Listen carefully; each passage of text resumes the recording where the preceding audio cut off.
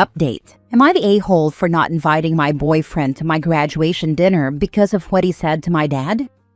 Original post. So I, 19 female, just graduated college early. Yay me. My family is super close-knit, especially me and my dad. He's a single dad who basically gave up everything to raise me.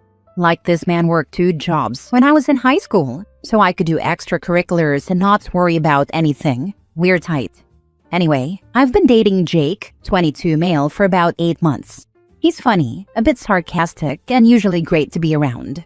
We've had ups and downs, but nothing major, until last week. My dad threw me a small graduation dinner, just close family and a couple of my best friends. Jake was going to be invited, but the day before the dinner, he came over to help me pick an outfit and ended up chatting with my dad. I wasn't in the room the whole time, but I heard them laughing at first, then voices got lower.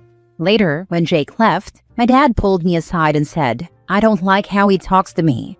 I asked what happened, and apparently, Jake had said something like, "You must be glad your job as a dad is finally over," in a joking way.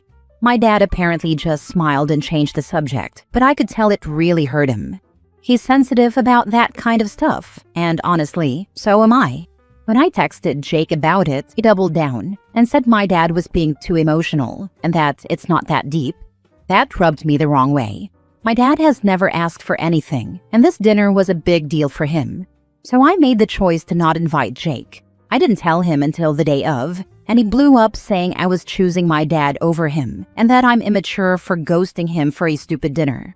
I told him he needed to apologize to my dad first before being welcome around my family again. He said I'm being dramatic and that my dad needs to grow up. So now he's barely speaking to me, and some of my friends have different takes. A couple say I did the right thing, others think I should have still let him come and talked it out after. Now for the top comments before reading the update. You're a college graduate now. You've outgrown an immature boy like Jake. He was fun for a time, but you can do better. Also, here's a handy hint. The moment a man says, "It's not that deep," is the moment you know he's a bad guy. That's how they reveal themselves. That and too emotional. Though they usually apply the too emotional label to the woman, not her father. Jake is extra special for that detail. Not the a-hole. I also think you can do better than him. He's showing some big red flags. Ups and downs after only 8 months? You should still be in the honeymoon phase with way more ups than downs. Everything he said to your dad is troublesome. Your dad will always be your dad, and his job as a parent is never over. Of course you're going to choose your dad over him. The fact that he won't apologize or even acknowledge his obnoxious comments is a real problem. I think you're starting to see that Jake is manipulative, jealous, and controlling. His comments are rubbing you the wrong way, so trust your gut.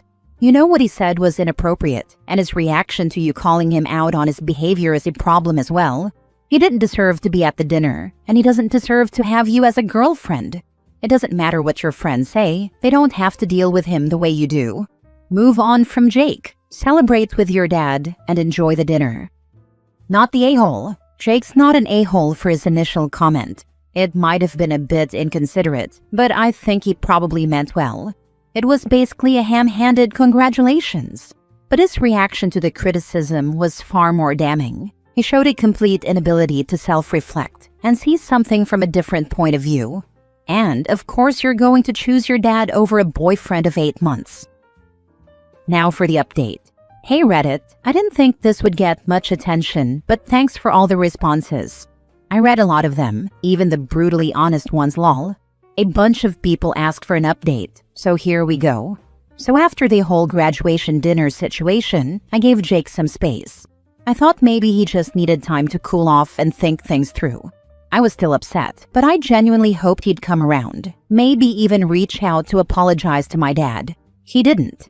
Instead, the day after the dinner, he posted some cryptic IG story like black screen, white text, classic drama saying something like, "Some people value performative loyalty over real love." Okay, philosopher. I ignored it, but then my cousin, who was at the dinner and follows Jake, messaged me asking if everything was okay. Because apparently, Jake was replying to comments under that story with eye-roll emojis whenever someone mentioned family or dads. At that point, I was like, what are we doing here? So I texted him one more time. I said, "Hey, I need to know where you stand. If you still think what you said wasn't a big deal and you don't want to apologize, then maybe this just isn't going to work." He read it, didn't reply, left me on read for 3 days. Then, out of nowhere, he sent me this long paragraph saying I clearly have unresolved daddy issues, and that he should have known I'd always prioritize the first man in my life over any future ones. Y'all, my jaw was on the floor. Not only was that wildly disrespectful, it proved exactly why I made the right choice. I told him we were done, blocked his number, told my friends what he said, and even the ones who thought I was being too harsh before were like, "Yeah, no, he sucks." And my dad? He didn't even know half of this was happening. But when I told him, in a very PG way, he just said, "You deserve someone who respects all of you, including where you come from." Anyway, single now, degree in hand, peace restored. And my dad and I went out for pancakes the next morning and laughed about how I almost invited a man who beefs with father figures to a family dinner. Thanks for the advice, Reddit. Some of y'all saved me from wasting more time. Good riddance. Baffling how people can think this is okay. I'm a bit of a sarcastic person, never meaning to hurt anyone's feelings, but I realize not everyone thinks like I do. So if I were to ever say anything that hurt someone, I'd apologize for what I said, that it wasn't my intention to hurt them, and then store that information in my head to ensure it doesn't happen again. It's called being respectful of others. Good for her to not put up with his immature BS. Lol, this man somehow thinks having a healthy relationship with your father equals unresolved daddy issues? Good riddance indeed. He's asking like at 19 you suddenly don't need your parents anymore, which is just stupid. I'm twice your age and I still need my parents sometimes. I'm 61 and still miss my mom and dad. There isn't a day goes by that I don't think of them. I'm 60 and miss my mom and dad too. Anyone who told me I didn't need them anymore would be shown the door so fast it would have time to hit them on the backside on the way out. Daddy issues means you insisted on being treated like a person with agency, and I don't like that every single time. Yeah, I went back and read the guy's original comment, and while from a normal, respectful person, it could have been construed as an awkwardly delivered sentiment, like, "You must be glad you get to take a break from parenting now that OP is grown up." It absolutely did not feel like that coming from the ex-boyfriend. Came across as more of a, "You may be her dad, but she belongs to me now" kind of comment. Dude even flips his lid when she displays a backbone. Immature and gross. This one belongs in the bin. Next story. Am I the a-hole for walking out of my sister's engagement dinner and refusing to attend her wedding after she humiliated me at the dinner in front of my boyfriend, our family, and her future in-laws? My sister, 30 female, had her engagement dinner at our parents' house a month ago. I, 26, was there with my boyfriend, also 26. It was our side of the family, our parents, both sets of grandparents, and 5 aunts and uncles, and her future in-laws, fiancé's parents and siblings, his 3 living grandparents, and like 10 aunts and uncles. My sister's fiancé made some comments about wanting to get to know me and my boyfriend better, and saying we should meet up before the wedding and hang out. My boyfriend and I were on board with this, but my sister was seriously quiet, and then she said we would be doing nothing like that. She said I had already stolen one guy from her and I wasn't going to do it again. This was followed up by her blaming me for her ex-fiancé breaking up with her because he liked me. Context on that. This was when my sister was 20 and her ex was 21 and I was 16.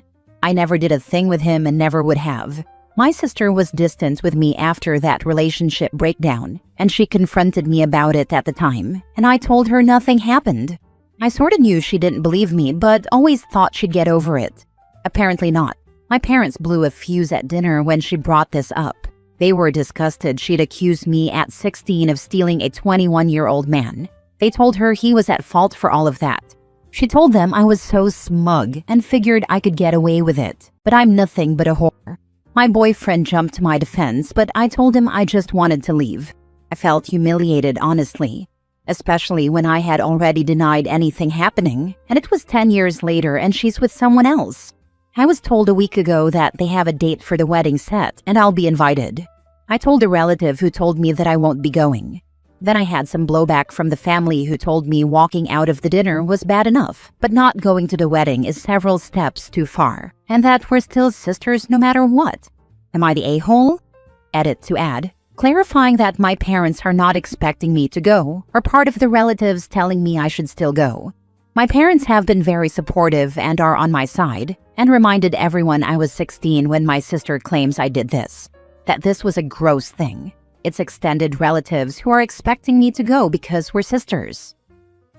Not the a-hole. I wouldn't go to the wedding unless she apologizes in front of the same people she made the scene in front of. With behavior like that, in front of the fiancé, I wouldn't count on there being a wedding. Can you imagine the fiancé's reaction if she treats family that way? Definitely raises red flags about their relationship. Imagine what her in-laws must think after witnessing that behavior. They might have some reservations too. She called her 16-year-old little sister a whore.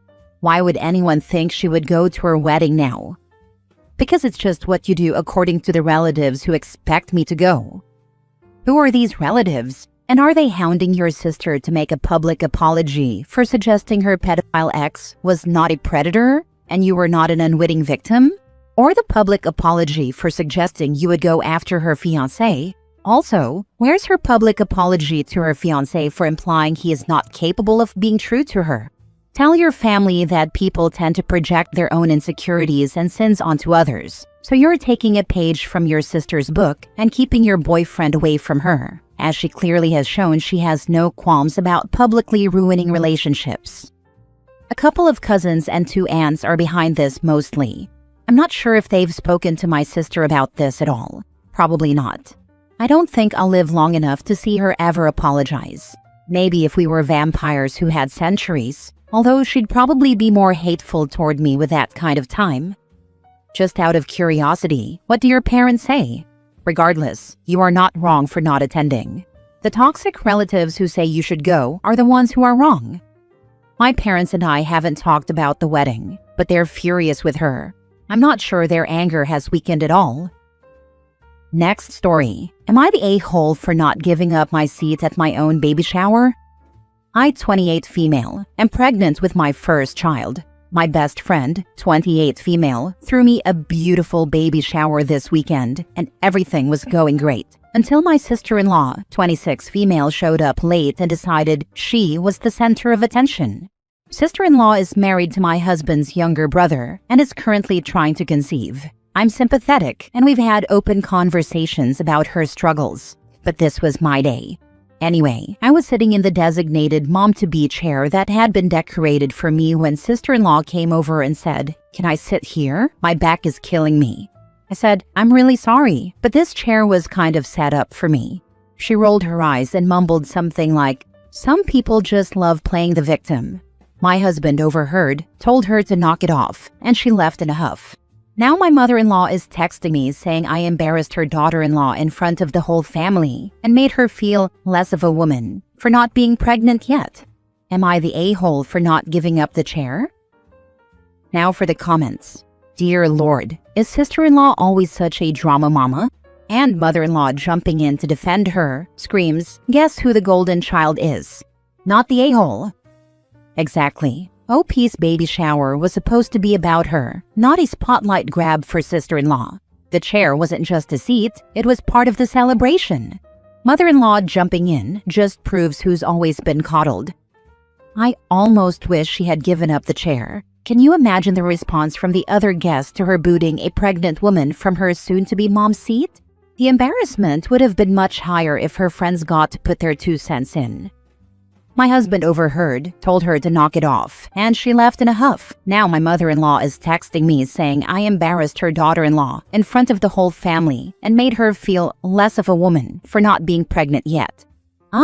So this wasn't because her back hurt, it's because she wanted to feel like a mother, and is now, shockingly, playing the victim, not the a-hole. Her back probably hurts from carrying all that drama weight around. I hear they have surgeries for reducing drama that significantly help with back pain. I had that procedure. It's called divorce. Worked wonders for me. Highly recommend. Last story. Am I the a-hole for faking a family emergency to get out of babysitting my sister's miracle baby because I had concert tickets? So, I'm 18, and my sister, 33 female, had a baby last year after 8 years of trying. 2 rounds of IVF and what I can only describe as weaponized fertility drama. The whole family calls the kid Baby Jesus, not joking, because he was sent from above. I was supportive at first, but it's gotten insufferable. My sister acts like no one else has ever had a child. We're expected to treat him like royalty. We literally have to sanitize, which I partially get, and announce ourselves before holding him. She asked me to babysit again last weekend because she and her husband needed alone time. But I had tickets to see a Leonard Cohen tribute concert next city over. I told her I had plans and she freaked out, said I was abandoning the family. So I panicked and said there was a family emergency, specifically that my boyfriend's grandma had died suddenly and I had to be with him. Yes, I lied.